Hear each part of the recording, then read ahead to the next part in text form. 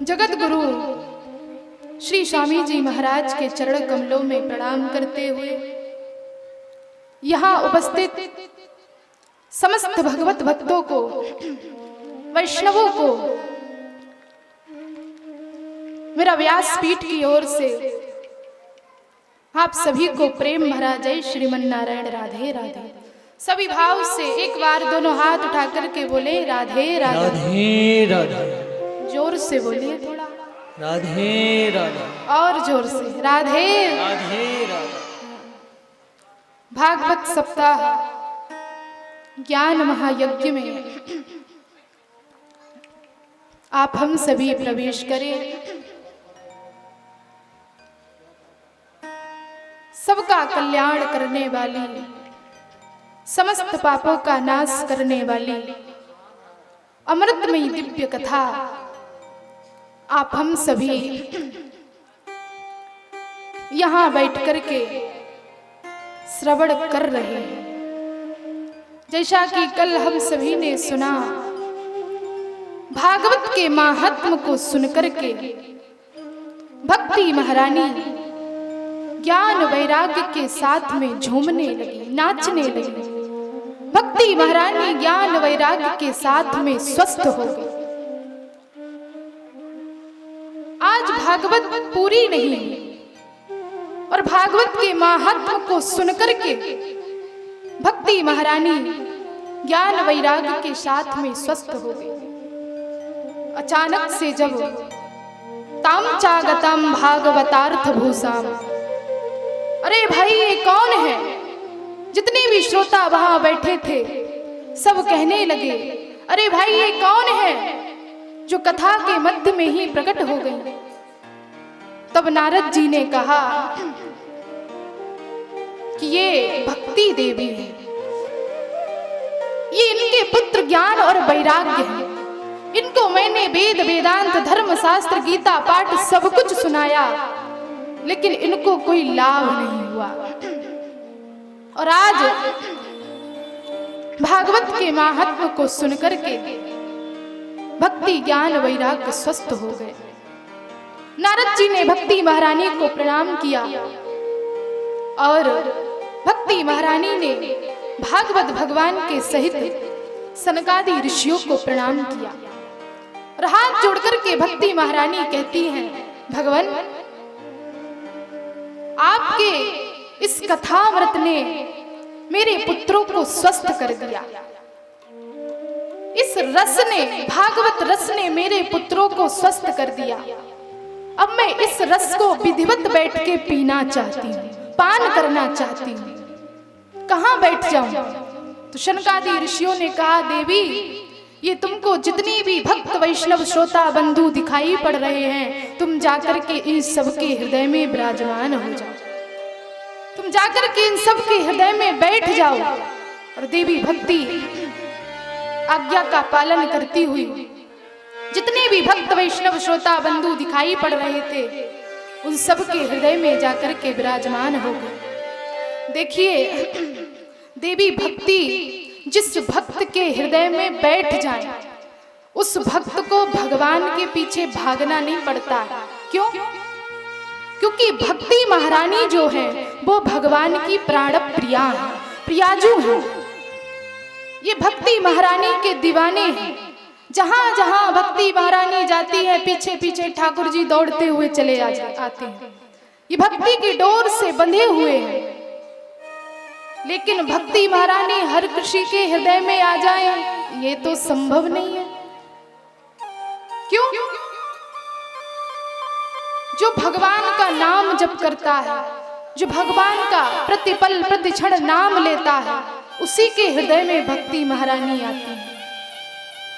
लेकिन भक्ति महारानी भी पहले देखती हैं, क्योंकि आप कहीं बैठेंगे, कहीं जाएंगे तो स्थान देखेंगे कि स्थान साफ स्वच्छ है या नहीं। कहीं कूड़ा पड़ा है, कचरा पड़ा है, वहां जाकर के आपसे कहा जाए यहाँ आपको बैठना है, तो आप कहेंगे ना ना हम यहाँ नहीं बैठ सकते, यहाँ तो गंदगी है, हम यहाँ नहीं बैठ पाएंगे। तो भक्ति महारानी भी भक्त के हृदय में झांक करके देखती हैं, कहीं कूड़ा कचरा तो नहीं भरा है, कैसा कचरा? कैसा कचरा? बोले हमारे हृदय में विकार भरे हुए हैं, काम, क्रोध, मोह, लोभ, ईर्ष्या, ये सब हमारे हृदय में भरे हुए हैं। भक्ति महारानी जब झांक करके देखती हैं, उनको लगता है थोड़ी सी भी गंदगी इस भक्त के हृदय में है, तो भक्ति महारानी अपना पैर पीछे हटा लेती हैं, कहती हैं भैया हमारे बैठने लायक ये स्थान नहीं है, हमारे बैठने लायक स्थान नहीं है, यहाँ तो हाउसफुल है, हमको तो यहाँ से चले जाना चाहिए। इसलिए कहा अपने मन को, अपने हृदय को इतना निर्मल बनाओ, इतना स्वच्छ बनाओ कि भक्ति महारानी जब आए हमारे हृदय में झांक करके देखें तो भक्ति महारानी को अपना कदम पीछे ना हटाना पड़े। भक्ति महारानी हमारे हृदय में अड्डा जमा करके बैठ जाए।